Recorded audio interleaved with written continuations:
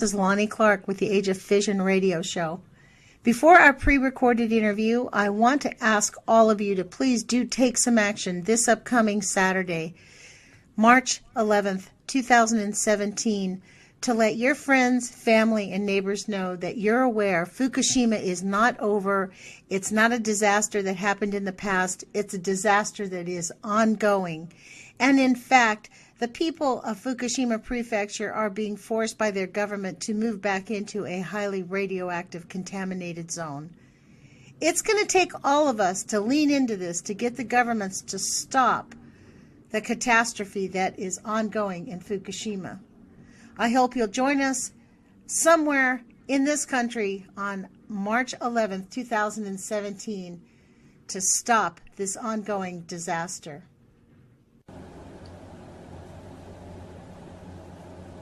Good morning, UCY.TV radio listeners. This is Lonnie Clark with the Age of Fission radio show. Thank you for joining us. We're actually doing a pre-recorded interview with Shawn McGee of nuclearnews.net. I'm really grateful that Shawn has joined us again because I wanted to talk to him about some of the current issues that are going on. Shawn, I'd really like you to discuss this I-131 report across Europe in January of 2017 that you highlighted on your page, nuclearnews.net. Thank you for joining us. Oh, hi. Now, so Lonnie, what's happened this week, or the last couple of weeks really, is we've seen a lot of reports about the I-131 plume that's happened over Europe. Now, the reports that came out, they came from reported sort of spots of iodine all over Europe, and they didn't seem to make too much sense. Put into clouds, we've had rain and storms in Europe, so wherever it rained, the monitors were picking up higher amounts of radioiodine in the air, which was being released when the water was drying off on the ground and what have you, and was being brought down to Earth more. From where the cloud cover was. Wow. So now what happened was that we had lots of reports that were going around, especially on the sort of YouTube and on the blogs, and people were sort of saying it was from Russia, and I don't think, and obviously even mainstream papers were trying to say it was possibly something to do with Russia, Now this sort of brought me back to 2011. When I think it was September 2011, about 6 months after the Fukushima nuclear meltdowns, and we noticed a plume was going around Europe then as well, a large plume, very similar to the one that we're seeing now. And what happened was we started digging into that, and we used a radiation monitoring system, a public monitoring system that's set up in Europe. It's called EURDEP, E-U-R-D-E-P, and you can go on and you can actually check this out for yourself. Now, at the time, it wasn't used very much, but I started using it, and some of my friends from Any News also started using it, and we started tracking where the actual levels of gamma were. We didn't have access to iodine measurements, but we did check the gamma measurements. I was back and find that as we got nearer, contacted the IAEA, who were at the time, they initially said that it was from Fukushima, and then a bit later on they started saying it was from Pakistan. This was after we reported that as we were going further east, we were seeing higher spikes. So then they started saying it was from Pakistan. Why would they say it's from Pakistan? This is what the IAEA was saying at the time. Good question, huh? Right, but let me see. They were just beating around the bush. All right, but anyway, I'll carry on with this. Anyway, so we contacted them. They really hated us. It was a German girl from Any News. They actually contacted them directly, but that's when they changed their direction. They said, "Oh no, it's coming from Pakistan," because that's the east, obviously. And they were friendly with the Russians, and the Russians were covering up the Fukushima plume as well, so they couldn't say Russia at that point. So they were just trying to put it further, find a baddie somewhere else, and Pakistan at the time was a baddie because of the all the sort of Taliban and right. That kind of stuff going on. So they thought I could just blame them anyway. Anyway, so what we did is we were very fortunate that another French NGO called CRIRAD who were at Fukushima and were helping people in the victims of Fukushima to spot radiation, become aware of it, understand its nature, and also to try and limit the damage from it as well, especially in the Fukushima prefecture. They were there teaching activist groups on the ground, and so were there was ACRO and various others who were all on the ground there, really helping out the locals to mitigate their damage from this radiation that was being released from the Fukushima. Anyway, but CRIRAD, what they did is that they ended up going to Hungary because they obviously sort of smelt a bit of a rat. They were aware that Hungary was quite a dishonest place, and they would basically try and hide the actual plumes coming from a medical reactor that was there. So they went to Budapest, where this medical reactor was, and they did some tests in the area around Budapest and found iodine-131 and iodine-135. Now, what happened there is that they then notified the locals to not drink milk or leafy vegetables. Iodine-131 being a particularly potent damage to thyroid and to the lungs and what have you. So basically, they said, well, don't take that in. You don't want to take that iodine in because it will just make its way to your thyroid, and it will, may cause damage of some description. So they were on the case. They did the measurements. They did on-the-ground measurements, took grass cuttings and all this kind of stuff, and were able to warn people. And of course, after their report went down, I think what was it? The IAEA eventually admitted, yes, it was Hungary, but there's no health effects. They said, which is their usual mantra. Oh my God! But the fact is, obviously, if you're living in Budapest, there was a risk. Whether it's a few dozen or a few hundred people that may develop thyroid cancer or thyroid symptoms, hypothyroidism, whatever. Then basically that is a health effect. But anyway, the bottom line was. The IEA played it down. CRIRAD were being quite reasonable with people and saying, well, look, just don't let your kids drink the milk or any leafy vegetables because that'll be a source to get into your body for a few months, Now, the iodine-135 is a bit of a different one. That lasts for 2 years. But it's not quite as active as iodine-131. But once again, we could turn around and say, well, possibly there is a health issue with that as well. Now coming back to date, that's the 2011 one. I was when the IA was saying, oh well, we think we're allowing people to think it might be the Russians or this or that. We thought, well, this is starting to sound a bit familiar. So what I did then was I did some checking on myself, and when I was looking at the sort of the becquerels, I noticed that certainly that you had 5 becquerels in near Hungary, and also you had but you also had this odd one, which was 5 becquerels in Spain that was measured. Now, I've recently discovered that there's been some issues in Spain. I don't know if they're doing refueling or decommissioning or what's going on, but there's definitely been releases from there as well.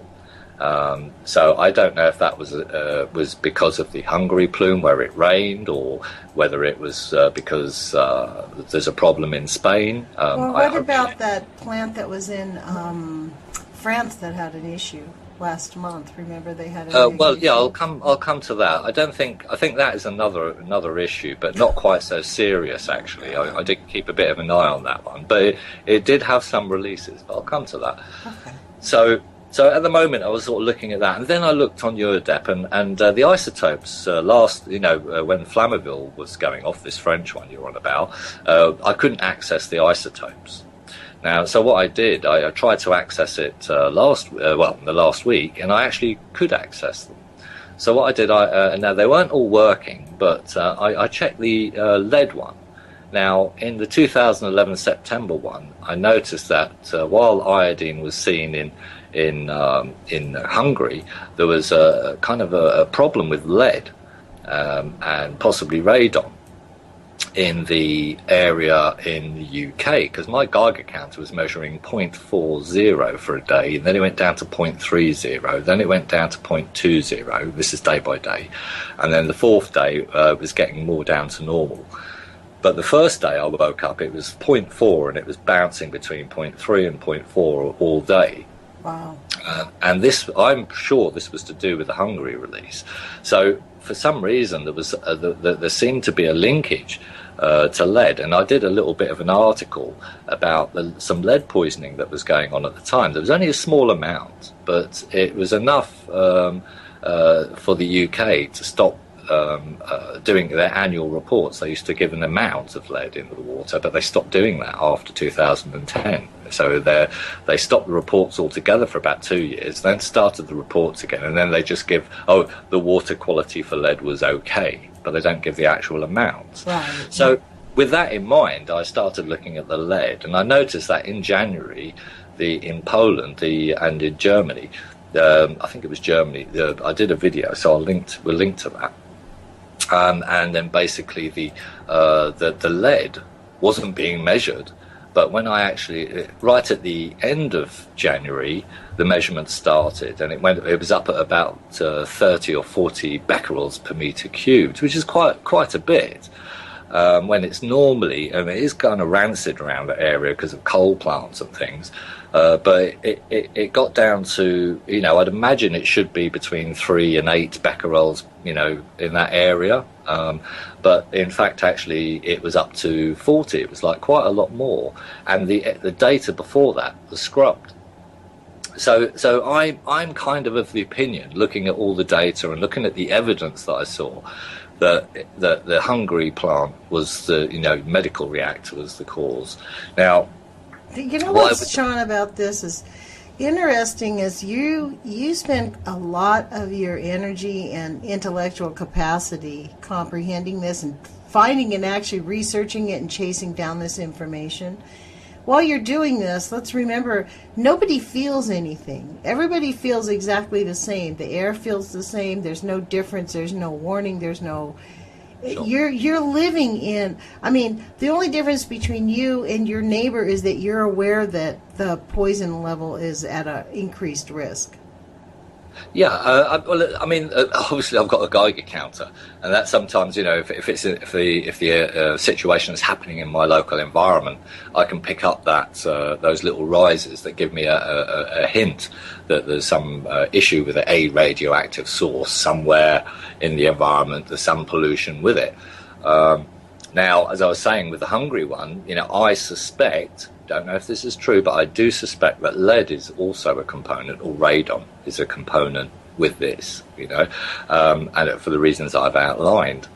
I'd like to have another show with you to talk about the radon and nuclear radioactivity and how they use that. But let's continue on this. But let's have another conversation about this, because we may actually get a chance to have a little chat about it, because it is kind of relevant to this situation. It is. And they love to use. Whenever you're talking to a pro-nuker, they always love to throw in that. Oh, I'm sure you're afraid of radon. You're testing your house for radon. It's very demeaning the way they talk to people who are not scientific, who oppose nuclear radiation. You know what I mean? Like, I think it's a crime against humanity to continue doing this. When we look at where we're at, in fact, the symposium I'm giving this on the Friday, I've sponsored a panel with Dr. Helen Caldecott and Donna Gilmore and Mimi Gurman. The title is actually Nuclear Waste Realities, because as long as we continue down this path of allowing nuclear facilities to grow, to continue to be alive, to be funded, and not fund the scientific research that we need to be researching on how to remediate the harm that they've caused our planet, I just think it's it's completely unreasonable. No, I totally agree. And, coming back to the topic we were talking about, I very briefly mentioned that there's been an issue in Spain with radiation, and I actually checked them out this week, and they'd switched off their monitoring system, which is always, see, the thing is that In 2011, quite often the monitoring systems weren't switched off. They were just left run, and you could see these little peaks. Now, the IAA has left standing instructions for them to knock off those peaks because they're basically supposed to be, what do you call it? They're supposed to be norm or radon, which is just normal radiation, as you were just mentioning, and so therefore these peaks, in some countries, they're mostly taken down. But these little peaks also give us a little insight into how radiation is moving around, especially when we have something like a radioactive plume that happened in January. Now, what the IAA have learned to do, because they know that the anti-nukers now go onto Eurodeck and check it out, is they will actually switch off the radiation mapping for a few days or for a few hours, just in case those monitors get hit. You mean the pro-nukers? You mean not the because the the thing is, the actual guys that operate these monitoring stations, they're quite stand-up people, and I've talked with some of them. And when I first started getting into this, they were kind of aggrieved that I was saying that they were hiding it. And I said, well, I don't think you are. I know that the IEA has told you to take off peaks because it's norm. We kind of we came to an arrangement, But what the IEA does now, because they have access to the German server, there's two servers, one in Italy, run by a Finnish guy, or he was run by a Finnish guy who actually created the map, and there was the German one. And to show you how this works is that he came up with an even better map than that they're using at the moment. And I started using that, and it was really good to put on a camera. You could easily see where all the problems were, And the IAEA turned around and took it down because I started using it on my videos.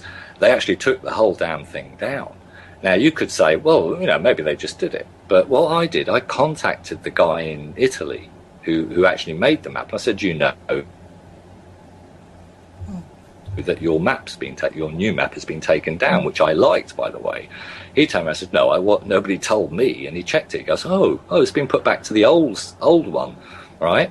So the bottom line was that they put it back to the old one, and the IEA had done it without telling the guy who came up with a new map. So anyway, that's just a little background story. That's odd that they didn't even notify him that the map had changed. No, because see what it was is that they have they have two access points. One's in Italy and one's in Germany. The Italy one is run by the guy who comes from Finland, a really nice guy. Like a lot of these monitoring guys, they take their job seriously. They think it's a worthwhile duty. Now, the bottom line is the IAEA are too busy needing to cover up all these releases from Sellafield, like the waste reprocessing and nuclear fuel outages and what have you. Now, I showed that there was, on my video, I showed that there was a spike. It was up to 6 microsieverts for about an hour or so. And now I actually thought it was refueling, but actually that particular plant was being decommissioned, so they were doing some release from decommissioning, and it was picked up by the monitors. Now the Germans left the spikes in, but you go to the UK, you won't find any of those spikes. Now I was after Flamerville, we go over there. When that was happening, I was checking out the areas around there, and the wind was actually going across the Channel Islands up to Ireland. So it was going out towards the Atlantic and north, and it was going to Ireland. Now, initially, I couldn't find anything wrong. There wasn't any release. But about within a few days to a week, they did do a release. Obviously, they were working on the reactor because they're having problems starting it. And they obviously released some gas so they could get to the reactor to do whatever work they wanted to do. And that went across the Channel Islands. It went across. When you say gas, do you mean nuclear radioactive contamination? Yeah, it would have been a bit of radon, a bit of cesium, a bit of iodine. To be honest, I don't mean to be picky here, but I'm picky about words, and Sure. I mean, to call it, that's what they do up in Hanford, and it makes me spit nails. They call it gas. They're releasing. It's not gas. It's radioactive contamination. Well, it's not just radioactive contamination, because you also have nitrogen dioxide. You'll have all sorts of pollutants in there as well, along with the so it's along with gas the and yeah. radioactive contamination. Sure. Wow. And certain types of these gaseous releases have more NO2 and pollution in them, like from Le Hague or from Sellafield. They have huge amounts of NO2. They cover the whole of the UK, and they cause 30,000 deaths in the UK from NO2 poisoning. Now, that's not all from Sellafield or Le Hague. That's there's stuff coming out of diesel cars and various other things that add to it. But when you get these big plumes, they can increase the amount of people that go to A&E through respiratory problems. But as that aside, I was checking out the Flammeville release about a week later, and I noticed that there was a peak in Ireland of up to 0.20. Wow. Right, now that's double. That's about double what you should be getting. That was in Cork Airport. Now, when I checked it, funnily enough, it had a few days where it was back to normal. But when I checked it, I realised that Ireland had switched off all its radiation monitoring stations for at least half a day. Yeah, this was last Sunday, actually, so a week ago. And they'd switched off, and I put this on my video, and you can see the little spike, and you can see where the monitoring stopped. This is the video that people can see when they go to nuclearnews.net. It's to the right. It says it's titled I-131 reported in Europe in January. Exactly. Yeah, I've left it up there because there's so much confusion about this iodine. I just thought I'd give the results of my research. But this was just a little side issue I dug up. If you go to my YouTube channel, underneath you'll see bring up Flammeville, because they was doing all these switch offs again to stop these spikes appearing on the maps. And of course, it's not the monitoring guy's fault, but the IAEA would contact and say, well, look, knock off these spikes because they're only norm. They're nothing to do with any radiation, and we don't want to scare people. Just knock them off and put the data up. So there's these sort of things going on, or they're switching them off just in case they get hit. If they don't get hit, they switch it back on. And in one case, to do with Flammeville, they actually switched it back off and then switched off for multiple hours. So that's definitely the IAEA trying to cover it up. And of course, the IAEA, just to let you know, have another map system which is the same as URDEP, but it has all the isotopes on it, and it has all the monitors working full time, right? And they know exactly where these releases are going from. So even sometimes you'll see a whole country switch off its radiation mapping from URDEP. Okay, but the IEA still have access to that data, so they can see when how these plumes are moving around. And so in other words, they are keeping very good track of it. They're just we're on a need to know basis, and we don't need to know. Well, the IEA is all about promoting the peaceful use of nuclear energy, and the last thing they want to be doing is allowing what they call fear, nuclear fear. Or transparency, I used to call it. Or honesty. How about honesty? That this is a failed experiment. That it's like the worst thing that's ever happened. So I mean, that's what's been going on there, So, I mean, the interesting thing I'd noticed though is that I think we were coming to. I was kind of looking at evidence base. So I said I contacted Bologna, who contacted the Russians, highly publicized, to check out what the Russians are up to. And of course, it was Hungary, really. But just before I go into this, there is some politics here. Now, Poland is basically relying on coal as its energy source. It said that it won't get into nuclear, which is a good thing, but it also said that it will not promote renewables because they're not investor friendly. Okay, all right. So I did a report on that on Nuclear Hot Seat, and so the bottom line is they just want coal. End of story. They're also becoming very right wing. They're stopping the press, sort of doing any sort of investigative work. Now Hungary is part of the EU as well, and it has decided that it won't sign the treaty for transparency and against corruption. So this is Hungary, that they've actually said they will not sign the treaty. Now, they've also Hungary have backed up Poland, because Poland says we don't want to be in all this human rights stuff. We want to do a Trumpy and just we want the press doing what we tell it. We don't want the press doing anything otherwise. Forget the real truth. We're going to tell you what the truth is. And of course, this is exactly what's going on in Hungary. It's exactly what's going on in Belarus. And we saw that because Associated Press did an article about strontium in the milk. Now they've been feeding cows contaminated grass, but they've been giving them Prussian blue, which basically strips out the cesium. But unfortunately, it doesn't work on strontium. So on the Chernobyl thing, because it has a lot of strontium in it, the cow's milk has a lot of strontium-90. And of course, this was found by a government laboratory in Belarus, and Associated Press reported on it. And the government then turned around and it wants to imprison the Associated Press reporter who reported on it, which is completely illegal even by Hungarian law. Wow. Because it was a government laboratory that found the high levels of strontium. Now, Ian Goddard on YouTube has actually done a video on this. And he broke it all down, exactly how the Prussian blue works and why there's sort of low amounts of cesium but high amounts of strontium, and so on and so on. So, but bottom line is, of course, the Belarusian government doesn't want people knowing that their milk is high in strontium-90, because they want to access the EU market with this, So we've got those three countries. They're kind of next to each other, and they're all kind of what do you call it? They're sort of ex-Russian sort of satellite states, possibly except for Belarus, which is actually a fascist state. We've got Poland, which is highly supported by NATO, and we've got Hungary, which is has big contacts with the EU and therefore NATO to a degree. But Hungary does a lot of deals with Russia.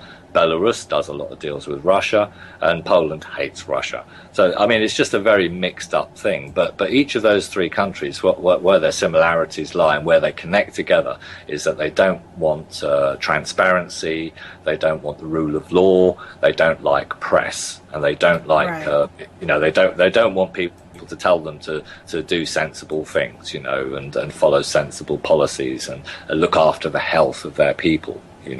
So this is very much what's going on there, So it seems to be what's going on everywhere. Like, let's just be clear: if it's not going on in Ireland, well, I'm talking to you from Ireland, which is a lovely country. It's way up there on the press freedom index. It has its problems like any other country, but it's democratic. The press has a pretty reasonable go at it. We have to watch out for slander in this country. Well, let's just watch how quickly the press would be free if it decided it was going to do an all-out, say flatly that they were going to denounce nuclear power and nuclear power facilities in their country and in Great Britain. Let's see how free they would be, Shawn. I mean, they might have freedom. The UK is not free at all. I was kicked out of the UK because I was doing. This is my point. Let's just see how this is really what drives me to do this radio show 5 days a week, is to fight the fascism of what I call the nuclear takeover.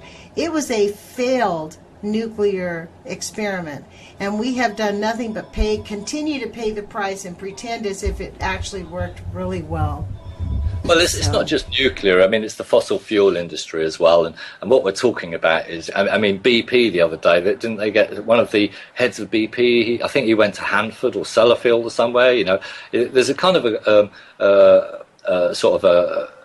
for the CEOs, they can jump between the oil industry and the nuclear because they are the same industry. They are the same industry. And let's be clear. They have financial interests. The banks and the insurance companies are all tied up, And so there's a huge pressure to stop renewables, and I've been covering that on Nuclear Hot Seat. It's one of the little things I've been trying to keep plugging away in. And it's very obvious. There's been reports done in the EU and in the UK about how the UK itself is stopping renewables. And the only place in England where you can find renewables doing well is in Scotland, and the only reason that's happening is because it's grassroots driven.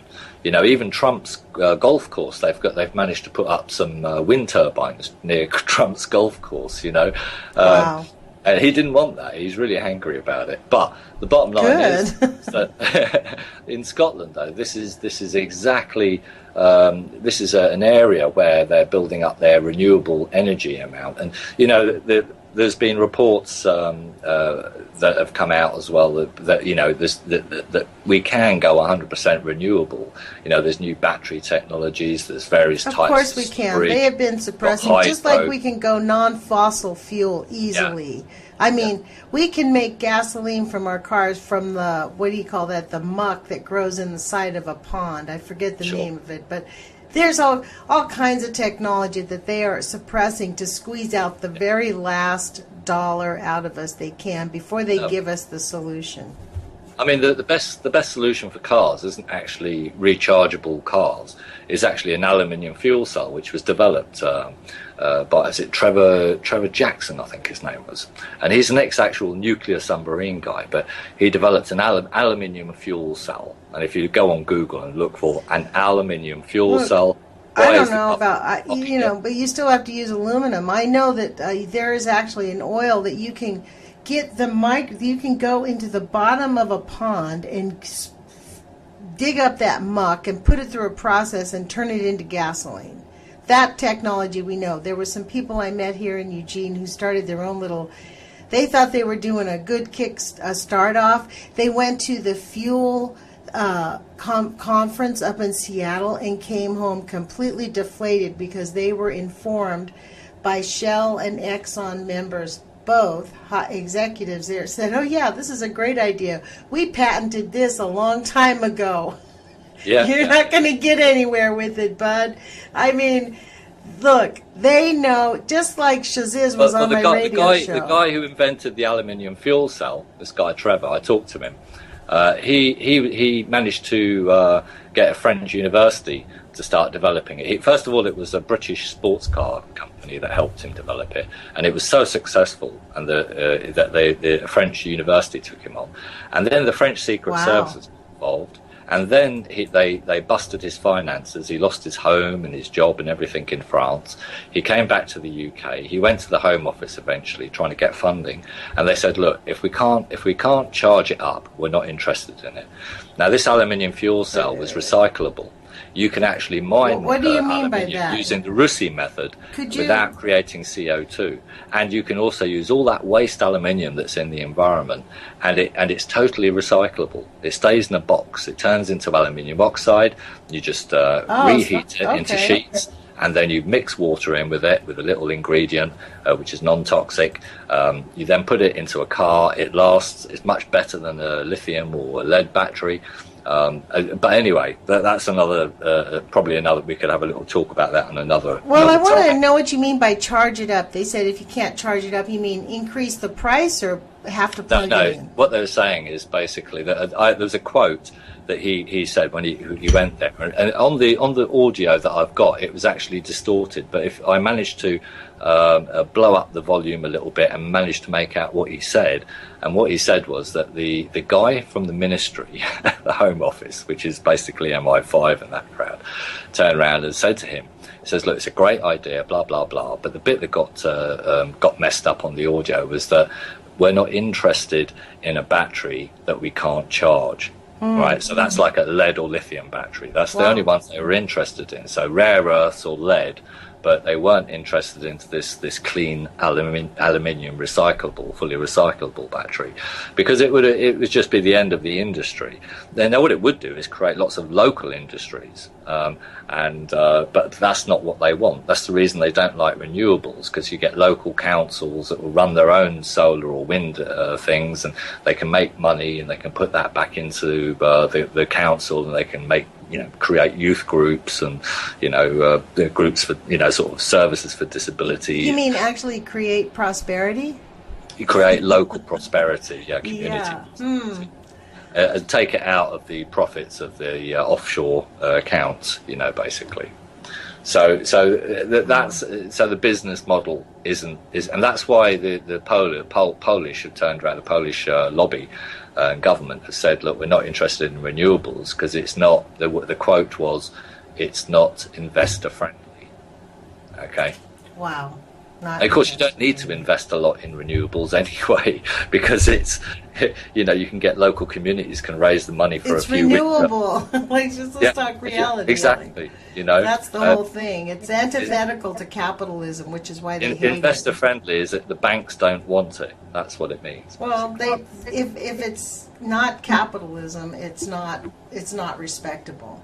I mean, in a local point, if we were all living in a local area, like they have in Scotland, and we all chip in for some air turbines or solar panels or whatever, and we start producing electricity from that, and we use it for our industry and for our homes and what have you, and we've got some left over on a particularly windy or sunny day, and we stream that up into some sort of water storage hydro thing, and then we when it's off when there's not so much wind or sun, we use the hydro, or we sell that electricity. If we're still producing loads, we can sell it to others. And we can make a profit on it as a local community. But certainly, we don't have to be shipping in loads of uranium or coal or oil, or we don't have to be making a mess of the planet to actually producing electricity. There's loads of ideas they've got. Most of our houses could be run on 12 volts, on a direct current system. The three-phase system is really about pushing the energy to our doors, but once it's there, we can use a 12-volt system. If we're creating it in our homes, then we can use direct current. It's a lot less dangerous. The Chinese have done a lot of, if you want to run a 12-volt system, most of the parts that, you're living in a caravan or something, most of the bits that you're going to buy are from China. And of course, China employs on their renewable section, because they go on about the nuclear. China is our great nuclear hope, but China invents. Please don't put that out into the reality. No. China I know they're saying that, but you know what? 5 times more in renewables than it does in nuclear. That's China right. employs as many people in its renewable industry as the whole world put together. That's right. I know. So whatever China says or people say about China and the nuclear thing, they're saying, we're going to put inland reactors. That's their latest thing. We're going to put inland reactors. They're going to put inland reactors in places where there has been sort of big earthquakes. Yeah, I don't think so. Where there's possibly going to be drought. And also, the other thing is nuclear is a capitalistic endeavor, and this really is a communistic system. So if the system is their nuclear facilities are over budget. The ones that I've read about that they're building are having trouble. They're over budget. It's not going to last. Honestly, I do not know how people can just ignore the harm that nuclear causes. We have this conversation about what's acceptable, Shawn. There is no acceptable level of nuclear pollution. And the sad reality is we have to accept living in the current state of affairs of being nuclear radiated. Every inch of this earth is now. This is why we can go to practically everywhere. And let's have this conversation just really briefly about the radon thing, because radon is background. I've done some research on that, so I'm up for that. Yeah, go on. Well, radon is background. This is my understanding, right? Radon is normal background. And John Goffman said he accepts the idea that background radiation causes harm.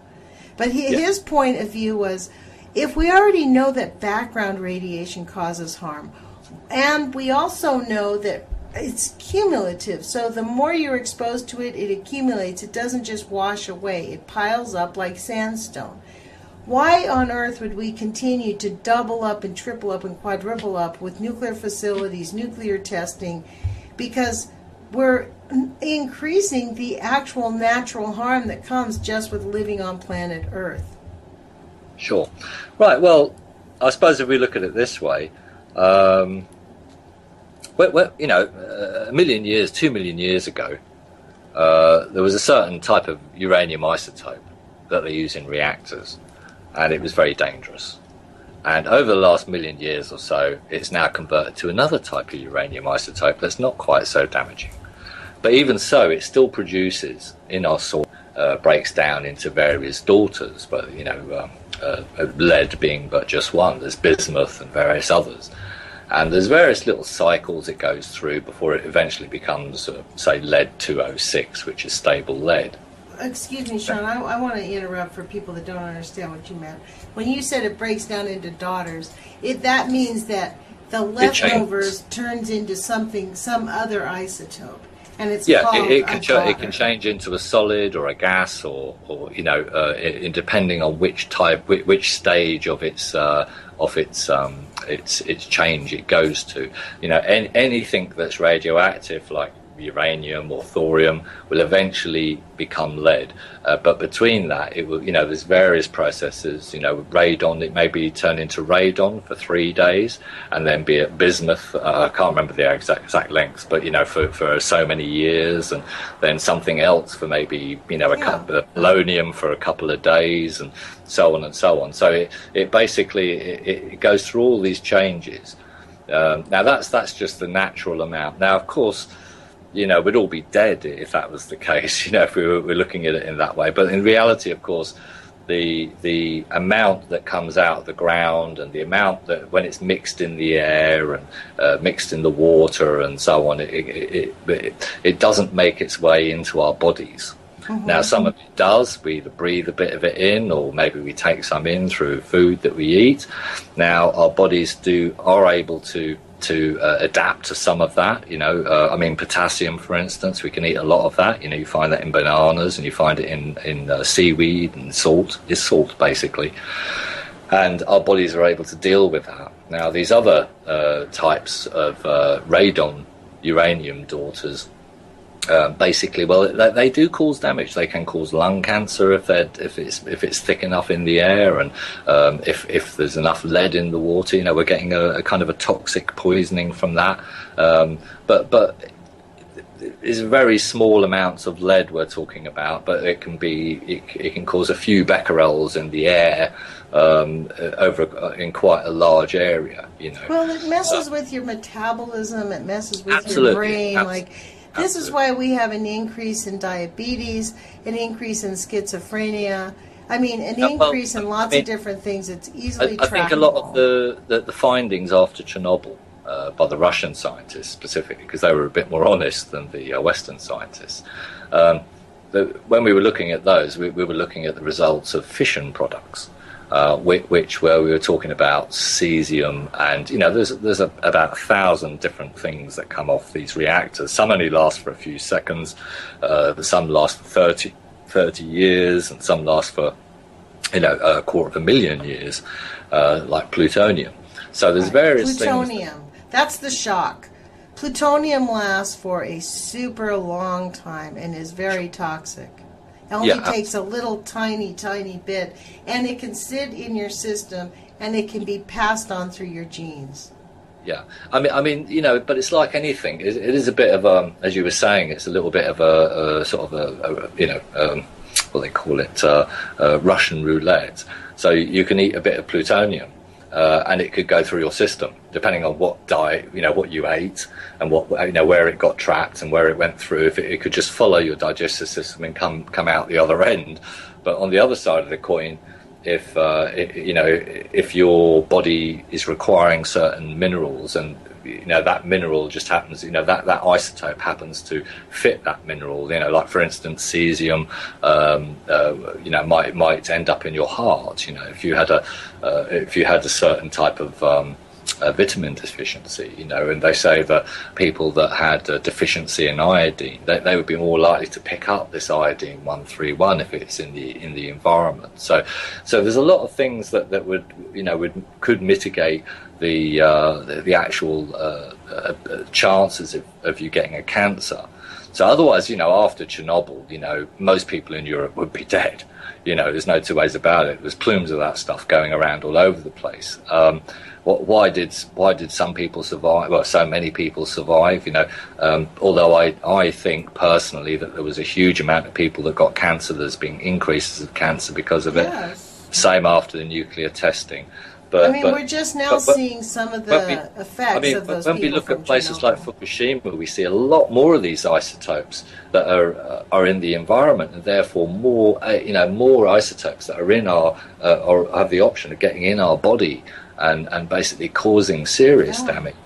Now, obviously, if I'm living in Ireland where there's not such an issue from Chernobyl, there's certain parts of Ireland where there was actually, but where I'm living, there's not so much cesium about. There's very little plutonium. The sea fish is pretty clean. The seaweed is clean. So where I'm living, I'm going to disagree with you on that. There is no way. If I was living on the Dublin side, I'd be worried because you've got Sellafield there. But we know we can see the thing about radiation. You can track where it goes. Well, it's going up through Scotland, heading towards Norway, and some of it's tracking back down the eastern side of the UK. Have you ever had your food tested, like the local food tested there? What in Ireland? Well, to be honest, no. But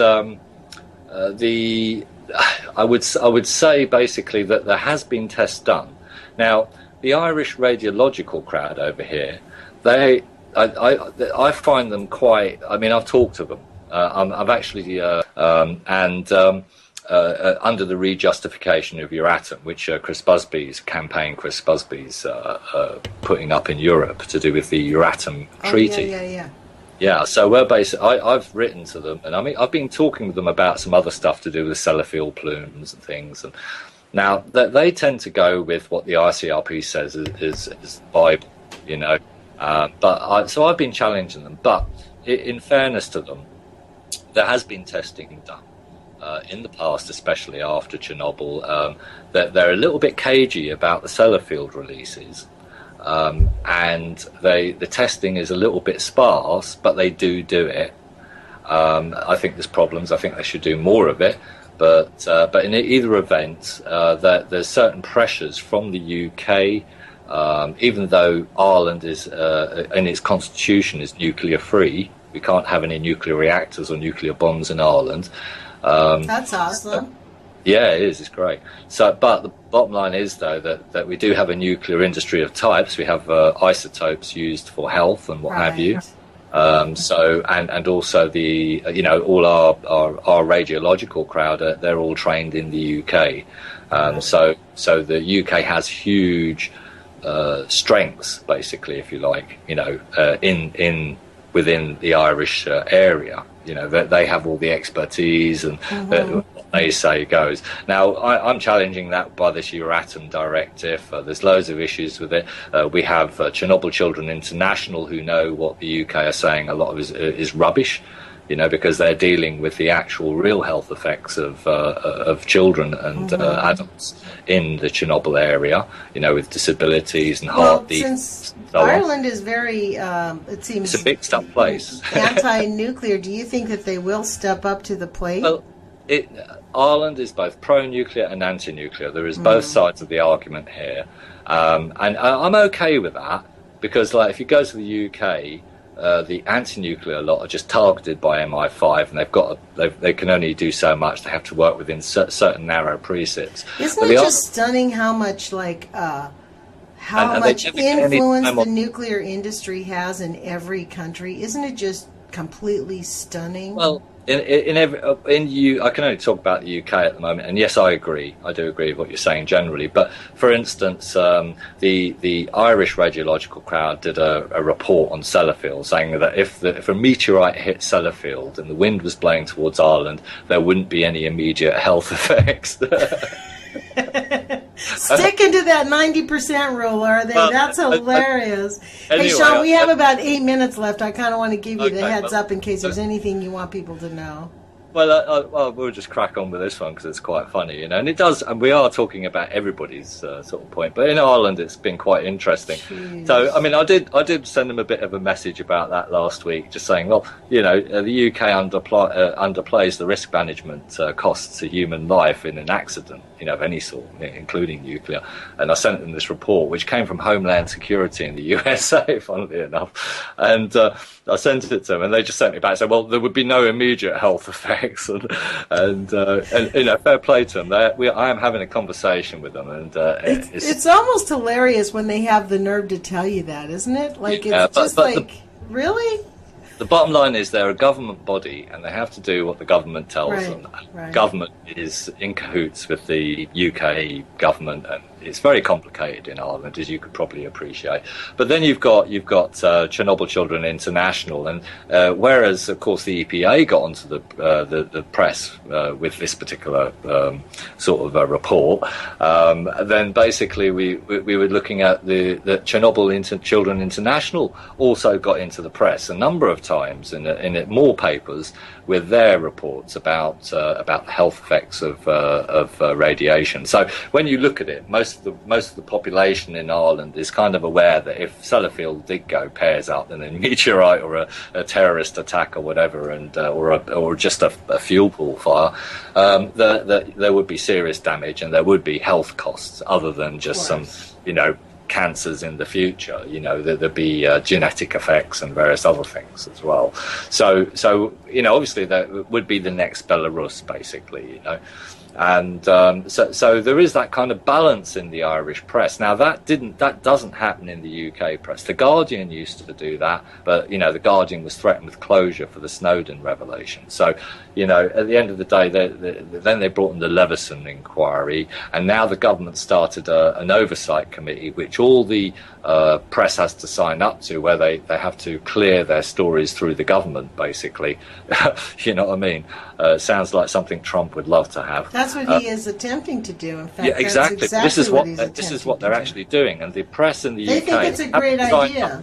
I mean, this is press, what's happened. Our world has been really co-opted by the military. For press real. in the UK have got 1 year to sign up to this. Now, if they don't sign up to it, and somebody wants to challenge them, they can go to court, challenge the press on these points, and even if the press win their point, they have to pay all the damages. They have to pay all the costs. All right.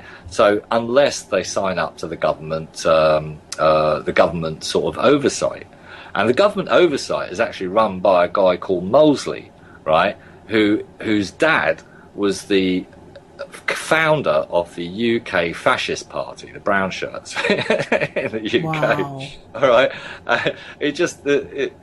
you can't make it up. And a lot of, so anyway, I'm not going to go into this huge thing there, but yes, so in the UK, it's particularly bad. Now, of course, in Ireland, we've got a big issue with fascists, and because Ireland had a civil war after its independence between the right wing and the left wing, and it's kind of left Ireland in a kind of very neutral place. Because we don't particularly want to see all our family killed like we did the last time that we decided to do the right left wing paradigm thing, So once again, and once again, it comes out as a very moderate country and a country where we can discuss this stuff. Whereas in the UK, it's turning into a place where you can't discuss this stuff, and America, what Trump's doing with the press. Now, I have to say, I've got no love for the mainstream media. Being an anti-nuke activist, I've been stripped apart for the last 6 years, over it. They've been kind of brainwashed. They're not doing independent science media research, which we've discussed. They're not allowed to because they're owned by the nuclear industry, and we all know it. That's the issues. We all know we've been co-opted at very deep levels. And this is the sad part about people that support Trump. They really believe he's going to stand up to the nuclear industry. They genuinely believe that he's standing up to the... if anything happens to him, it's going to be because he was trapped. Like, they really have missed the big picture of what it means to be on the inside. To me, it's... he's playing a fantastic game where Yes, he's attacking the media that's been lying to everyone, and they have, about all Iraq and many other things. They've done no investigative research. They're not holding the government to account. Well, what's ironic is he talks about fake news. You want to know what's fake news? Trump is a multi-billionaire. I bet you he's not. You know what else is fake news? Trump has no interest in Russia. So, like, really, that's when he started this fake news. I'm going to go after the media, was when his Russian connections started coming out. When it was connected that Tillerson, CEO, and Exxon stand to make trillions of dollars with their deal with Russia. That's the thing. And of course, the Clintons would have nothing to do with the Exxon or oil industry or right, exactly. And that's but see, Trump wanted to be on top of all that. That's, I mean, we can. That's another conversation on how that all happened to us, because I actually think it's deeper than that. But we have 2 minutes left, and I don't want to waste your time talking about, our family, adolescent, our teenage problems here in the United States. Lots of discussion. Apparently, the Queen is going to make America a Commonwealth country. And something I'll tell you what. Something I didn't realise, that last year was the 100 years of the Irish independence. I did know that, but what I didn't know is that the Queen came over to Ireland last year, and what she did is she set up a Commonwealth office in Dublin, which means that she wants Ireland to be part of the Commonwealth, right? Yeah, that's scary stuff. That's. I mean, I don't know. There's going to be Irish nationalists jumping out of their haylofts. The octopus's tentacles are wrapping around. That is. I'm to say that's a piss take, basically. Yeah, I got you. Hey, look, we have about a minute and a half left, so I want to remind our listeners we're listening to Shawn McGee of nuclearnews.net. And Shawn, I hope you come back soon, because I'd love to have a full conversation with you. Maybe we'll talk about after the panel, and I hope to have had that up by then. But okay, well, I think I did want to mention just one last thing quickly. Fukushima. Fukushima. This is really important. And Herve Courtois has asked me to mention this.